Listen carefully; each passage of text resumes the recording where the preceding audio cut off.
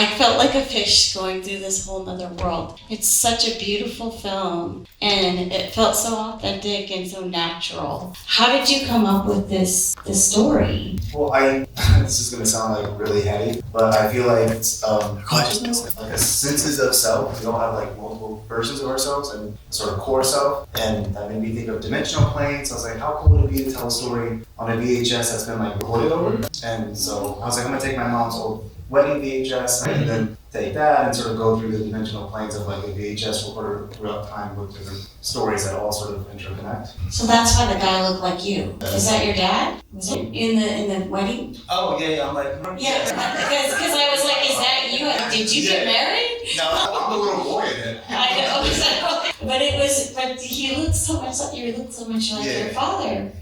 Yeah, that's beautiful. So how did you come to have Amanda and Krylon in this? Sorry. Amanda and I met. I was doing like a photo spread for Vice magazine, and Amanda played Amanda played Marilyn Monroe with JFK with Jake Shears from the Scissor Sisters. She's amazing. So I immediately was like, "Will you do this?" And she's like, "Yeah, of course." And now I've known for years. I directed Krylon's music video. She did "Good Girl Freak Out," starring Krylon in a band called Double Dutches. So that's why I know Krylon. And of course I coached Krylon, and she was like, "I would love to do this."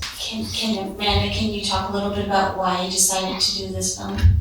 Well, I was in LA and I was recording a song with Caswell. And Caswell was a mutual friend, so it was a really beautiful story, about transformation. I identified with a chorus, so because I'm very about transformation and freedom. How does it compare with your own story?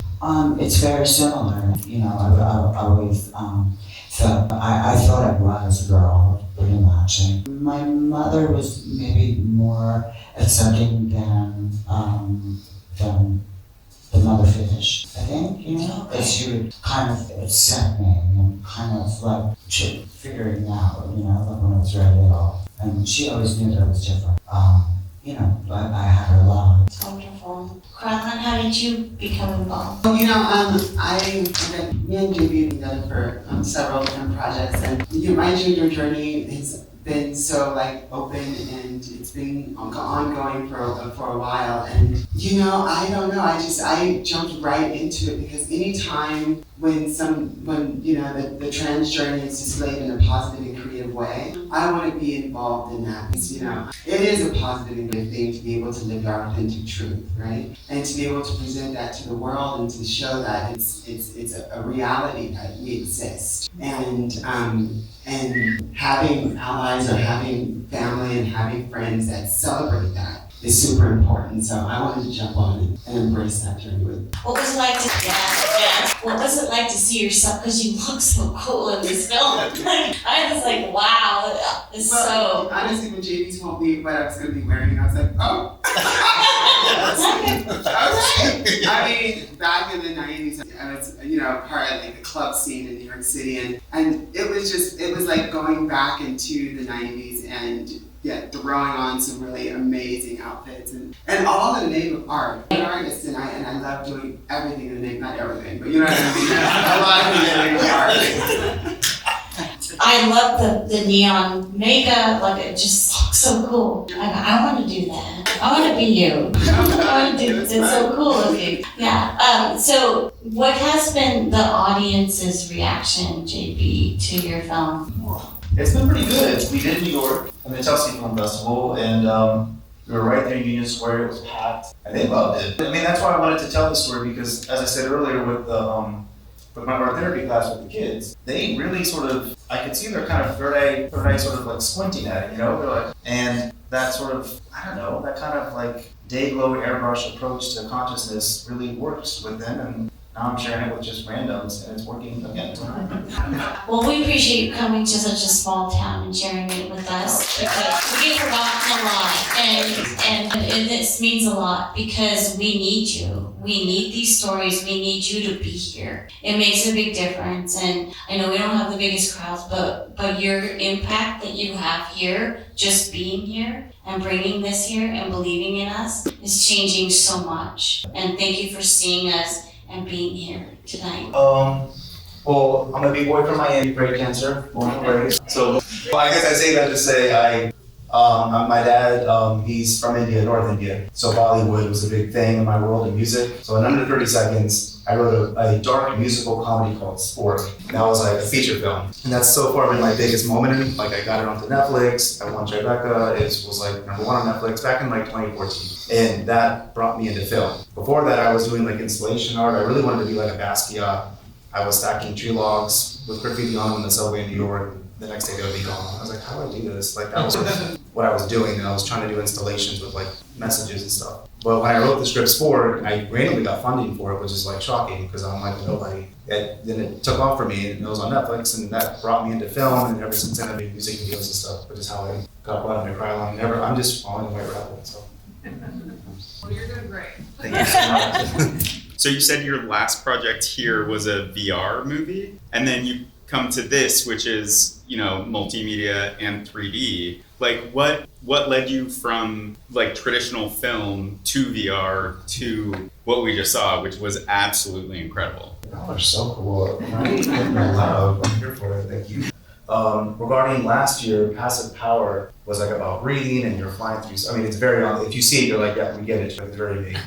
But yeah. So the reason I got into VR is because I wanted to do something where you were like you're actually in space versus wearing glasses, and that's what brought me into VR. Because going back to installation art, I still trying to swagger that kind of installation art feeling, but tell stories with it, and then that brought me to VR. Well, at first, with trans characters, it was weird because at first I'm like, I should definitely like cast a trans person to play a trans fish, right? But I had known Paul for years because going back to Sport on Netflix, he had a mutual friend. His mutual friend's like, Paul Rubens wants to get your email. I'm like, that's fucking amazing. So I was like, I'm like gagging right now. This is like back in 2014. So we became cool. And of course, I grew up a fan of Pee-wee. I just want to work with him, Like, I love you, Paul. But of course, my good friends, like, I really want to shoot you. Like film you, that's not it. Or, what I mean? So I kept thinking of something. And then with this project, going back to my art therapy class in South Central Compton, these are like really, I grew up very urban, very swagger. Like, I was a b-boy from Overtown, Miami, like super, super low income.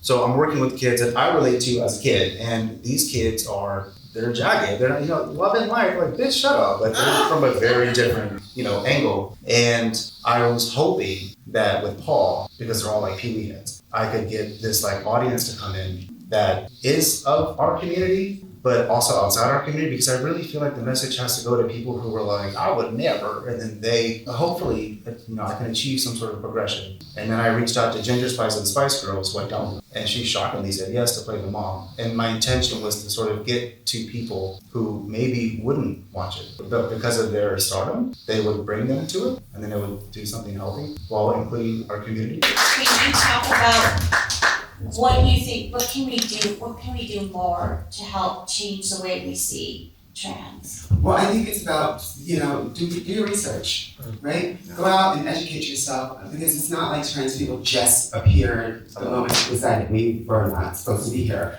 right? We've been around for a really long time, and there's a lot of amazing, historical, people that existed within the trans community. So it's just about going out and educating yourself about it and learning how to, be aware and be, conscious about gender diversity, right? And what that means to even you, right, as a person, because maybe there's something that's been suppressed in you. So for me, it's just about, raising awareness around that. And hopefully that's something that you can do too. Yeah.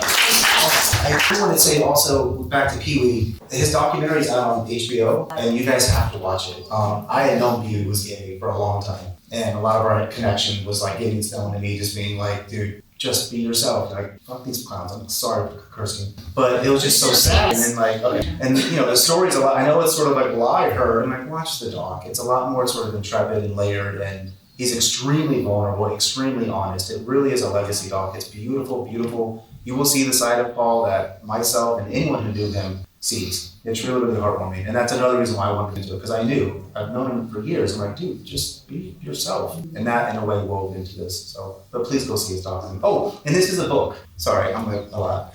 But The Crown with the Shadow is a kid's book. I turned this into a kid's book. I'm literally just like selling it for scale because I just wanted to go out there. I'm nothing, but Do it's you have awesome. some with you? I brought one copy. It's back in the room. It's mine. But it's on every bookstore. If you're boycotting Amazon, Diva work. But like if you're not, it's there. But it's in. You just type in the Crown of the Shadow, it'll come right up. And if you want the ebook, all the visuals are there. And if you want the audio book, Amanda's in it, and Pee Wee's voice, and all of them. Yeah. So if you, yeah. Amanda, can you answer the question about how we can, what can we be doing to maybe help change things? Well, I think that people should be educated about transsexuals have been around forever, and so have non-binary people, and every sort of person has been way back. And I personally love learning about transsexuals' experiences from different decades, so I'm always searching in my free time, YouTube, books, and I think I've seen everything and know pretty much everything. I'm very knowledgeable about it. I love it so much. I think that people just should open their mind like anything else. Nobody is the same. Even if you're heterosexual and narrow-minded, you're not the same as someone else. You know, like you have to open your mind and realize that there's all different people. That the world is not just black and white. It's like many colors. You know, many colors, and you just have to be. The bottom line, I think, is just to be respectful to each other and kind, and not keep people separate from each other. And why can't we all just get along together, no matter what you are? It doesn't matter. It really doesn't matter in the long run. We all bleed, we all have to eat, we all do the same damn thing. When somebody gets married, I think you'd be a fascinating subject. I don't know, it just happened, yeah. I think people try to do it like a reality type documentary, and that didn't work out because anytime I see a camera I start posing. Like I feel I have to take a picture and look good, so it's impossible to do a documentary that way. So you have to like do it more in what I've done in interviews with people, more that where I'm on camera, because there's no way you're gonna get like reality. I mean, reality is it is reality, but I mean reality in the sense of like the Kardashians, you're not gonna get that. Got a lot of great filmmakers here. Yes. I think it would be an amazing story. I'm sure it is. Yeah. Thank you guys for being here. The Queens do have another performance for you, Amanda, especially for you, and then we